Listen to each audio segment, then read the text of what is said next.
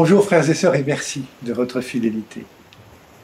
Prenez garde de ne pas vous laisser égarer. En parlant ainsi, Jésus veut nous mettre en garde contre la tentation de nous laisser entraîner dans le doute et la désespérance. Nous savons que l'espérance est toujours mise à mal par toutes les sortes de malheurs qui touchent notre planète et notre humanité. Et pour être bien clair, Jésus ajoute, quand vous entendrez parler de guerre et de désordre, ne soyez pas terrifiés. Des guerres et des désordres, n'y en a-t-il pas depuis le commencement des mondes? À chaque fois, certains jouent aux prophètes de malheur, mais Jésus est très clair, ne marchez pas derrière eux. Ne nous trompons pas de combat. Le seul qui vaille la peine, c'est celui du Christ, qui met tout en œuvre, non pour une destruction, mais pour un accomplissement.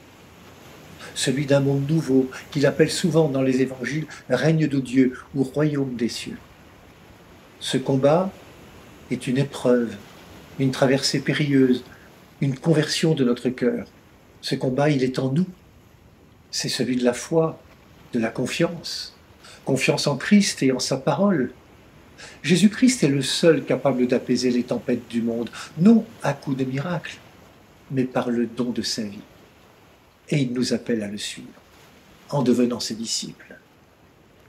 Ainsi, Jésus nous prépare spirituellement à devenir des veilleurs actifs et capables de discernement pour affronter les dangers en hommes et femmes de l'Évangile, c'est-à-dire de la bonne nouvelle.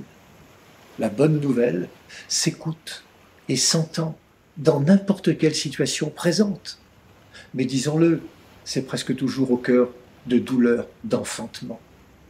Acceptons de nous joindre au Christ comme des disciples en continuant de prier, d'agir, de semer l'espérance, de marcher, de bâtir la paix et la justice pour ne pas sombrer dans nos peurs, dans nos angoisses ou dans nos pulsions de mort. En Christ, un monde nouveau est en germination. Bonne journée à toutes et à tous. Prenez bien soin de vous et des autres.